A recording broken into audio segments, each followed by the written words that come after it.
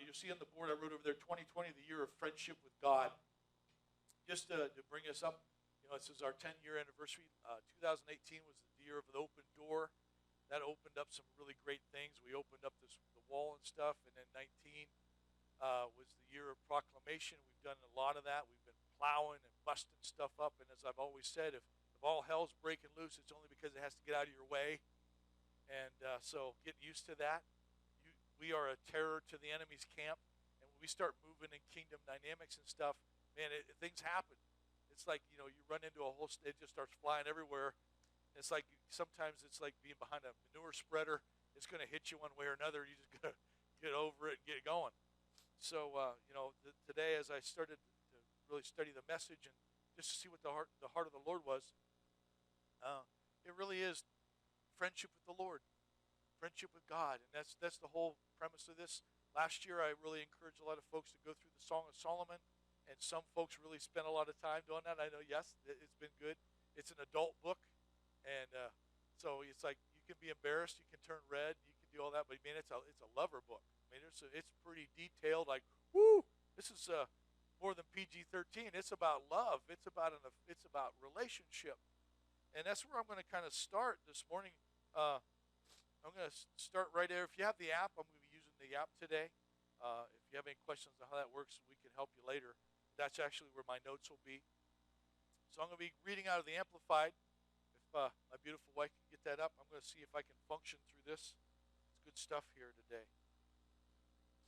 All right. So this is Song of Solomon 5, and I'm going to start in verse 10. And it's the she.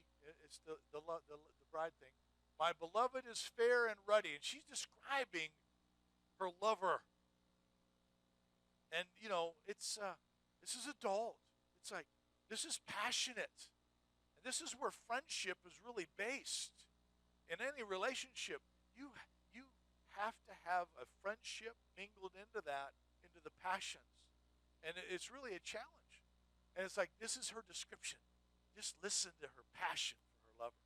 My beloved is fair and ruddy, the chief among 10,000.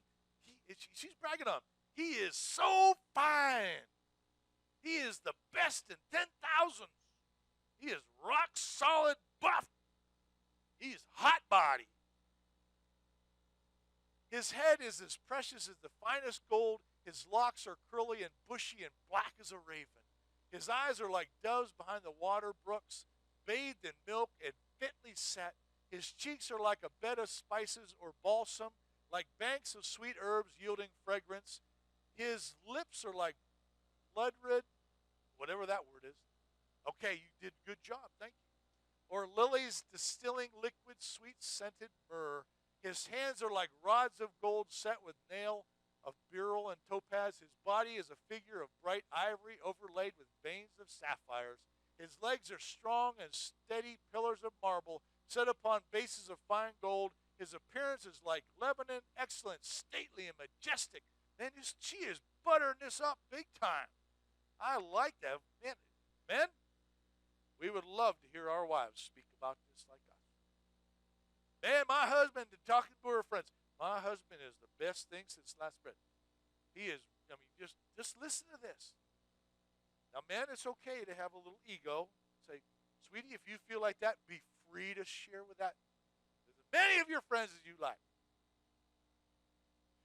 Got to take a little bit of humor in this. His voice and speech are exceedingly sweet. Yes, he is altogether lovely. The whole package is lovely. I'm sorry, it's like, woo, you're talking some hot passion. You're steaming windows listening and reading this book. The whole of him delights and is precious. This is my beloved, and this is my what? Friend. O daughters of Jerusalem. She's saying, he's not just all that in a bag of chips. He's my lover. He's my friend. This is where I want to bring us to. I went through the Song of Solomon pretty intently, and I really, it's an image and a mirror of how God is with us. His passion is undying. The joy of the Lord is our strength. His love is unfailing. He doesn't have a switch where he goes, well, today I'm just grumpy and I'm not going to be in the mood to be around anybody. No, God doesn't do that. Can you imagine living life not having grumps? Not being grumpy? I tell you, I strive to find that in my life. Just waking up in the morning and the grumps is sitting there next to the bed going, this is your day, bro. You've got the grumps. It's contagious. But here, she is passionately just bragging about how wonderful her beloved is, but on top of all of the stuff, all the looks, all the beauty, she sees his heart, and she says, this is not just my beloved that rocks my world, he's my friend as well. This is where I want us to really start looking at what friendship is with God. Friendship is something that this world doesn't truly understand. Can I say that, to be honest? Because of the fallen nature and because of the fallen egos that we walk in, there's always a little bit of a taintedness to friendship. Because every once in a while, maybe not y'all can walk on water, but me in my life, sometimes my little ego and my self-centeredness goes, it's my day today, everybody's behind me, and I'm first place. It's all about me. It's all about me. It's all about me. We sing that little song, we get out of bed. The dog goes, oh, it's going to be one of those days. The cat goes, you will not overcome me. I am the master of this house. Because that's how cats are. So you might as well give up on taking the cat. Okay? Dogs have masters. Cats have staff. There is no friendship with cats. I'm sorry if you have a cat. You love your cat. God bless you. I'm terribly allergic to them on purpose. That's just a little side note of my message. So, but I want you to really see this. He's my friend. And in our lives, we need those friends. We need that kind of relationship. We need somebody. I mean, it's nice when you have a friend who is Jesus with flesh on, what I try to say. When I have friends, they're Jesus with flesh on. Because I can go over there to that person, and I can be, totally transparent. My friend is my wife, okay? She is my best friend next to Jesus, okay? Holy Spirit, Father. And I go over to her, and I say, you know what? And I get that look on my face. You ask her. And I even do the posture right. And then she goes, okay, Mike's got to deal with something. So she very good listens. And then she tells me where I'm wrong. And I'm like, okay, that's why I need you. You're my sounding board. Because I would like to go out there and just mow hay. But that's not today. So thank you for knocking me down a couple pegs, and I'll be all right. You've helped me vent that pressure on. That's what friends do. This is where Jesus wants to be there for you in those moments. I'm working on getting that with Jesus. I go to Dad all the time. You better straighten your kids out because I'm going to kick their freaking butts. He goes, oh, wait a minute, Mike. I go, yeah, I know. And I'm being honest. I'll run into, and it's not even, I'm just honest. That's how it is, okay? And I have to work on myself. God's still working on me. If I ever have a little tree on the top, like they build buildings, they put the tree on top when it's all done, I ain't ever going to get a tree on top. Because until the day I'm out of here, I'm still under construction. Because there's always going to be parts of me that all of a sudden that I've never knew were part of me. That he's going to go, oh, Mike, what about this? And I do one of those. Oh, where did that come from? See, a friend will tell you,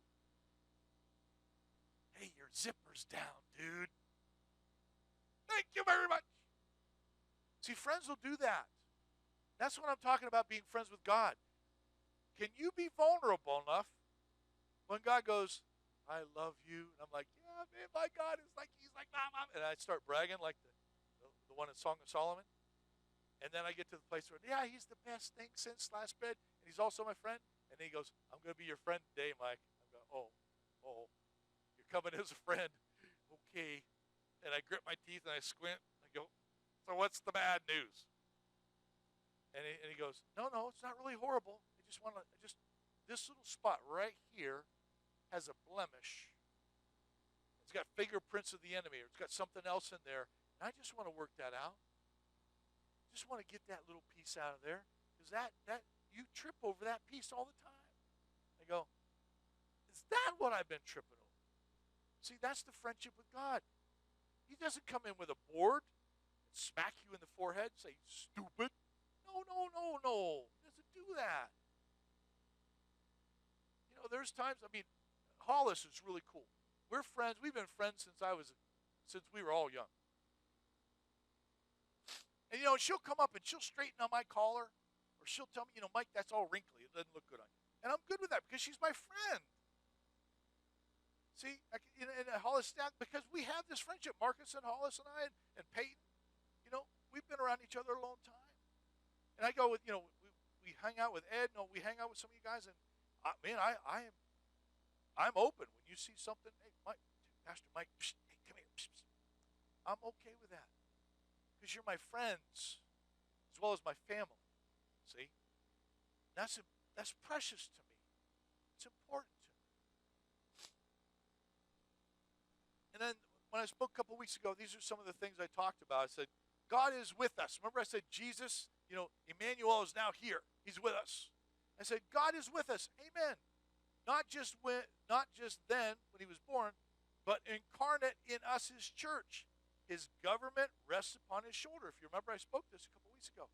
Jesus is the head, and we are his body. His government rests upon us, his shoulder, and we're to steward it.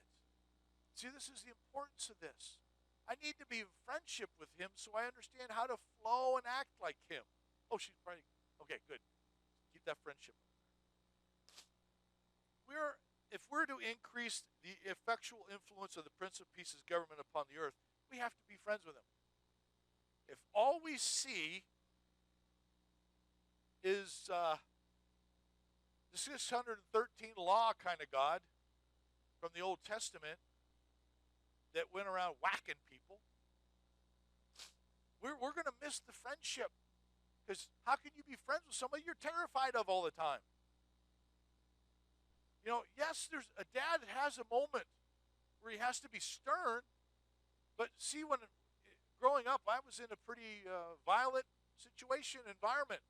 And when Dad's hand went, oh man, I was ducking, diving, getting under the table, looking for a way to get out of the room. That's not the way God is. When his hand moves, it's not to bring correction.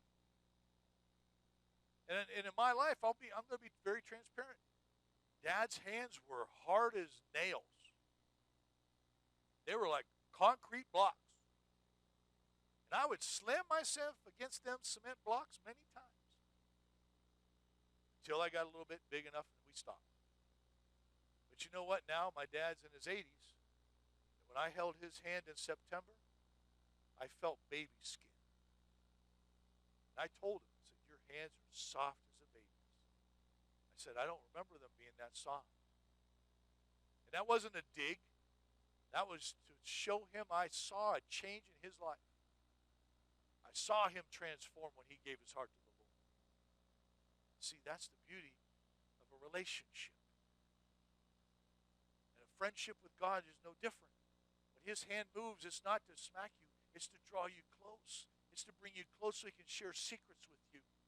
It's here to draw you close so he can tell you how he really feels about you, how deeply in love he is with you, and how he knows what's ahead for you, and he gives you warning.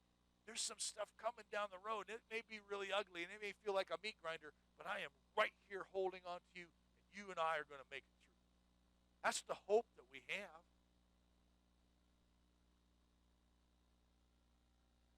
Take me over to Proverbs 18, honey, if you would, please. I want to really talk about this friendship. The man of many friends, a friend of all the world, will prove himself a bad friend. But there is a friend who sticks closer than the brother. And this is where I really want to highlight. There is a friend who sticks closer than a brother. Now, we all know that in life, sometimes family gets goofy, and we don't have that closeness. See, in our lives, and I know maybe I'm not the only one in the room, but I'm sure I'm not, that says, you know what, if I didn't have friends around me, I'd pack up and disappear. That's why we need friends. We need a friend. I'm going to go downstairs here a little bit. Can you do that with me, Cameron? Okay. Come here, Brandon. Here you go. I know, that's good. You don't need to put shoes on. Just be up here with me. See, I need this boy in my life. And I say a boy because I remember being this age, and I was a boy even though I thought I was an adult. Only an old codger could say that. But you know what? When I was his age, I needed friends. You know, we have a friendship. It's really pretty cool. It's not anything I've ever experienced with anybody else. See, Brandon and I's friendship, or anybody in this room, is a friendship I have with you. It's precious. It's different. Because you know why? Because you're a part of it.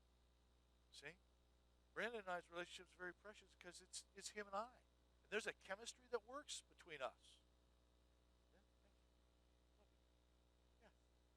See, that's the beauty of the friendship we have with God. You know why it's precious? Because you're a part of it. You bring flavor to that friendship that he has no one else with. Because it's you. And he chooses to have you a part of it. And he loves your flavor. Well, Pastor Mike, I'm not, da-da-da-da-da. Well, just because you're not doesn't mean you won't be. So give yourself some freedom in the friendship to expand and grow. That's the beauty of what a friendship does. Okay? I look at, Amy back there. Hi, Amy. Getting to know Amy and her husband and her kids, that changes who I am because I watch how they work and function, and their relationship rubs off on me. And it gives me places of grace. And Marcia and Sarah and every one of you, you have all touched my life in a way that no one else could. I look at Keto. I could sit at Keto's front porch, and we could sit there having our sweet tea on a nice warm day, and we just talk about anything. And that's precious, because that's how our friendship works. See, you all are friends. Nurture those friendships. Because it's out of those friendships that your friendship with God will be enhanced. Like Cindy said this morning, Ed came through and he had, I don't know, I can't speak for Ed, but he didn't probably feel he had a revelatory word from the Lord. But you know what? The one word he shared, bam, hit Cindy in the place she needed. And it rocked the room. She could have gone home without the sermon. It was so good. Because God touched her. See, that's what friendship does. That's the beauty of this thing. One who sticks closer than a brother. We're doing good. I want you to start reflecting on what friendship means to you. Some of us, I think it was Marcus all those years ago, said if you have that many friends in your entire existence, you're a blessed man. I think that was years ago. I think there were still dinosaurs running when that one happened. It was old. But, it was one of those things that I've held in my heart all those years. And I said, you know what? Yeah. If I have more than that many in my life, it's been a blessing. See, that's the beauty of what friendship does. And I look at the folks that God has blessed me with in the few years that I've been here. And the new friends I'm just getting to know. You guys are a blessing to me. You influence my life. So in my understanding of friendship, especially when I'm looking at God, it's like, I want that in my life from him. I want God to be able to be that influential and just touch me. There's times in friendships, with my wife, We just sit on the couch side by side, don't even talk. But you know, having her sitting there says it all. Does that make sense? Sometimes friendship doesn't have words, it has action, has input, has incentives. So let's go to John 15. Excuse me. It's, this is pretty emotional for me because friends mean a lot to me. My friendship with you and my friendship with the Lord. Because I see so many out there in the church world that don't understand what friendship is. They get given this box that says this is what God is and this is how you relate to him. And he's going,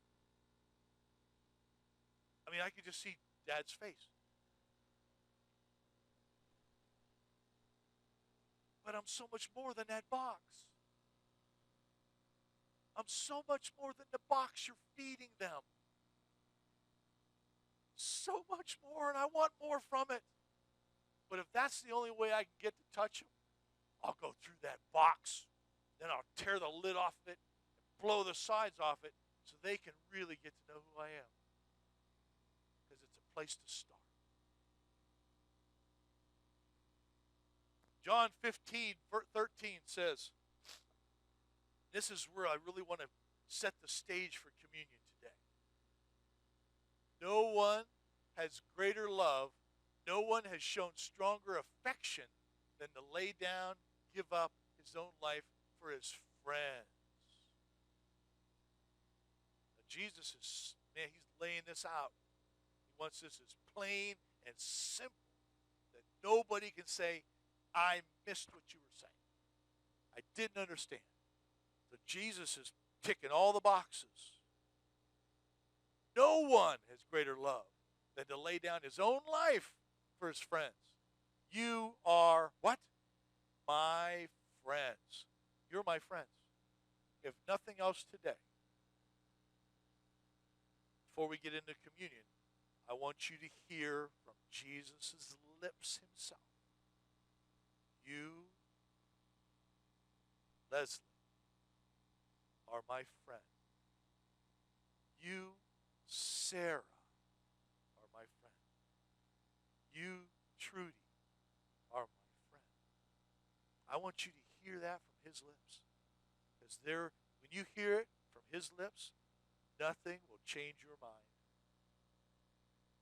Peyton, you're my friend. I want you to hear Jesus say that to you. Not just from my lips because you're my friend, but I want you to hear that Jesus is your friend.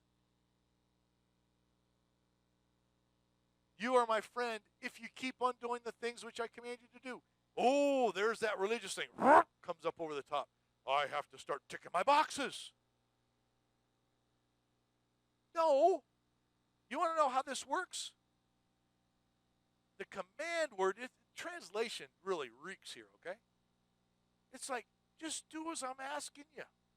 I'm going to paraphrase it. If you don't like my paraphrase, I don't care. This is what works for me, and if it helps you, hallelujah. What about the box? That's right, tear that box up. You know, I had a friend many years ago, when dinosaurs were still on the earth, that showed me how to fly fish. I am not a fly fisherman by any means, shape, or form. But you know what? He showed me how to tie a fly on. And he took time, and I'm sure I made him crazy. But he would take me out there, and he would go, 10 o'clock, 2 o'clock, right, okay? And I could do that all day.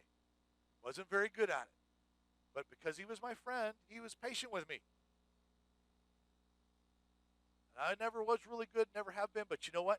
I catch fish. Because that's all it counts. I've gotten tired. I've caught so many fish, my arm's like, I can't throw it out there anymore. And there's a stringer full of fish. And I had a great day. Did my form look great? Heavens, no. It was more about the lure than any of my deliverance and how I portrayed it and floated it on the water. No. But my friend went, good good job. Look at all them fish you got. And I'd be sunburnt and sticky full of bug spray and everything else, and I went home a happy camper. Because my friend took time to, number one, show me how to tie one of them critters onto the string, which was like, it breaks so easy. Then he showed me how to watch it so I could see the fish actually come up and grab it. Then he showed me how to not go and snap the line. Showed me how to feel that fish. And then we celebrated together. That's God with you. He gives you the best stuff.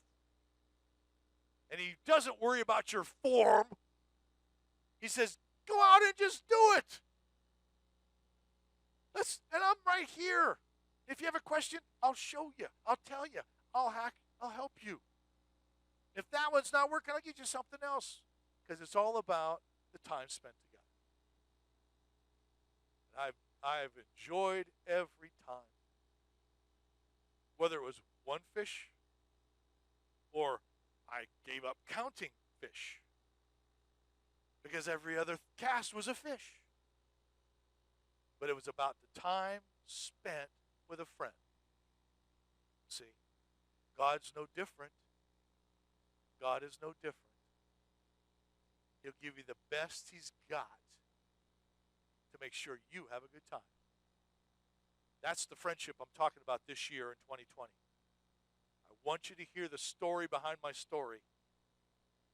He's going to give you the best he's got because he wants to make sure you have a good time. He's not out there trying to steal your joy. He knows exactly that your form isn't the best form. But you know what? He compensates for that with his goodness and his wisdom and his passion to walk you through it. You are my friends if you keep on doing the things which I command you. So he's just going to give you wisdom. Just follow my wisdom, Jesus is saying. I'll give you all the inside stuff and you'll get this figured out. It's going to be really good. Yeah, there's going to be times when you get your fly stuck in a tree and you got to sit there or you'll have a bad thing. You know, all the string makes a big mess. Yeah, you're going to get snagged up on sticks in the bottom of the river. So, I'm here. We're going to have a good time. Okay? In this life, you will have what? Tribulation. But I've overcome the world. That's the friendship we've got. Keep coming. I do not call you servants or slaves any longer. Man, I want to drive this home to you today. That box that religion tries to fit you into, you're not going to fit anymore. Because he says you're not a slave, you're not a servant. A servant that has to follow these commands. Do the dishes, vacuum the clothes. You know how that feels. Man, nobody wants to be a slave. Jump through the hoops, or you get no dinner. And you ain't getting no candy, no ice cream, no cake afterwards either.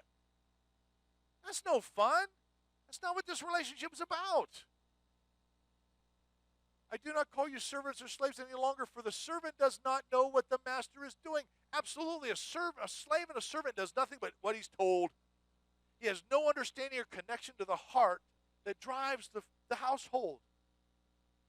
See, in this life, religion will tell you you have to tick all your boxes, follow all these rules, and you'll never understand the heart of what drives the house. But as a friend, you get behind the scenes. You get the heart of the Father that runs the house. And that you can engage in. You can take, and as you get the heart of the Father and you understand how the house works, then you start getting those attributes inside of you because you know why the house does certain things. This house is known as a hospital. Broken people, hurt people, come here because they need love. And you know that's part of my heart because that's the heart of the Lord here for this house.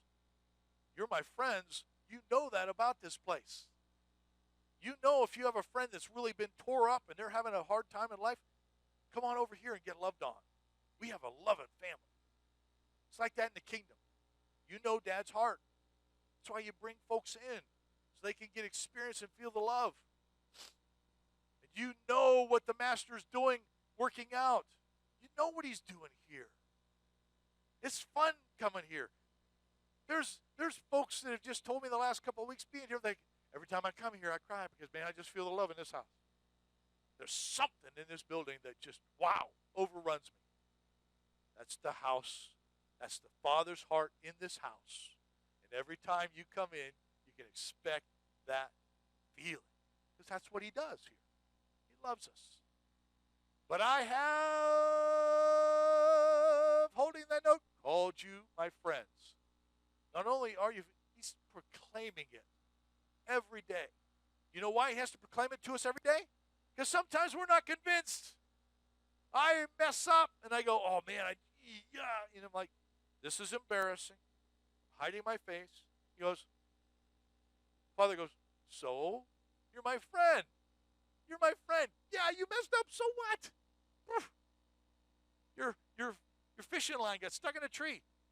So you're my friend. Let's get it out of the tree. Or you purposely broke your rod in half? Okay. Well, let's work on the anger issues. You're still my friend. Don't take the stick and start beating me with it. See, Dad doesn't do that. He doesn't take that stick you broke and stupid. No. He goes, I understand. Anger management, through Holy Spirit, we'll get this figured out. Okay? Life has chewed you up, spit you out? Okay, I see that. I see the road rash you got all over. Let me tell you, I've been there. They beat me. They pulled my beard. They spit on me. I know how you hurt. A friend's heart is what I have for you. And he will tell you time and time again, you're my friend, no matter what you do. Well, what if I do this? You're my friend. My friend. We need that. Amen? I know I need it. I need him to tell me, yeah, you're my friend. I trust you. Who else was his friend? Moses. Saw him face to face. David. Woohoo. Being a friend of God. Wow, that was better than any button or political party you ever get into. Friend of God. I like that. Ooh. I've called you my friends because I have made known to you everything that I have heard from my Father. I have revealed to you everything that I have learned from him. Man, Jesus was bragging on Dad. You don't just tell anybody on the street all about the good stuff. You kind of keep that stuff quiet, you know, because there's people out there who will take advantage of that. But see, Jesus is telling us everything that's good about Dad.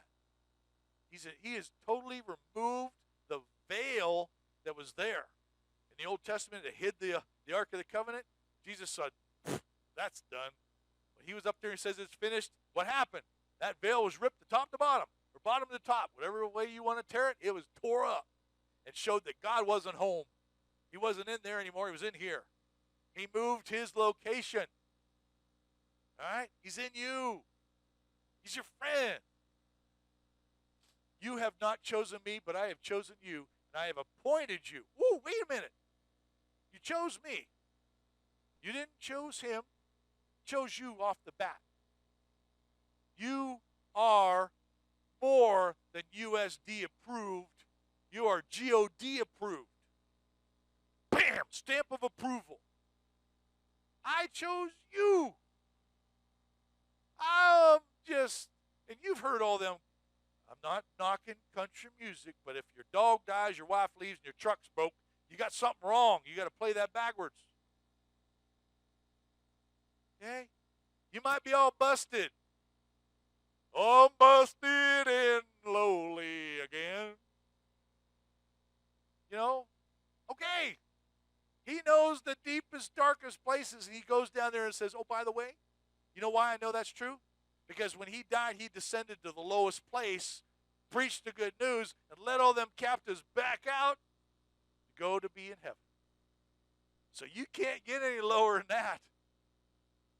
You can't be in captivity any worse than that.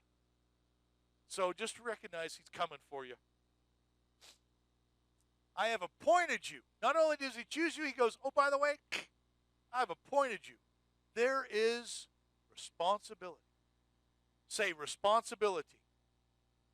Ooh, that's a scary word. He's appointed you to be a reflection of him in whatever way that you understand. Whether you got fingerprints all over the glass, you ever had glasses? Man, my son had glasses. I don't know how he could see through. They were so covered with uck. My wife and I go, Dave, how can you see through them things? See, in our life, we get gunk all over us. God says, I want to reflect in you like a mirror. You got lots of fingerprints? It's okay. I'll clean that up. What's it say? Jesus washes us with his word. Then what's he do? He presents us to himself for his inspection. He goes, hey, number one, looks good from here. That's what a friend will do. I have planted you that you might go and bear fruit and keep on bearing, that your fruit may be lasting, that it will remain, abide, so that whenever you ask my Father in my name, as presenting all that I am, he may give it to you. In other words, man, I've given you the whole 9 yards. You went from being an orphan to being the number one son or daughter. Anything you ask, you got it. You have favor with God and man because you're friends first. Ego will say, I'm a friend of God. I got my pious look on. I'm a friend, F-R-I-E-N-D. Did I spell that right? Okay, good. Woo-hoo-hoo. I am the friend of God, and I am on the scene. And God's going, man, ego out of control. But we can work on that. See? That we would bear fruit, that would abide. What's that fruit? Everything that is the fruit of the kingdom. Joy, peace, patience, understanding, all them things. All the fruits of the Spirit, all the gifts. He wants you to have them all. He wants you to not just have them, but live from them. That is what I command you, that you love one another. It's all right there, bottom line. Everything you do, everything you live, comes out of that love. That is the root and the headwaters of everything you got. Friendship grows love.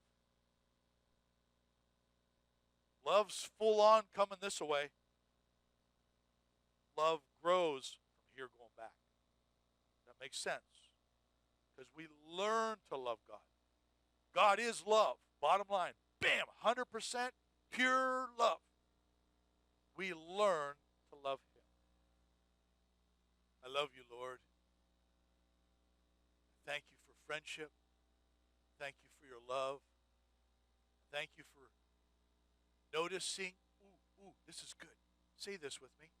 Thank you for noticing me. Don't that feel nice? Thank you for noticing me. That's what friendship does. Thank you, guys. I love you. I'm going to get the cake out. We're going to cut it.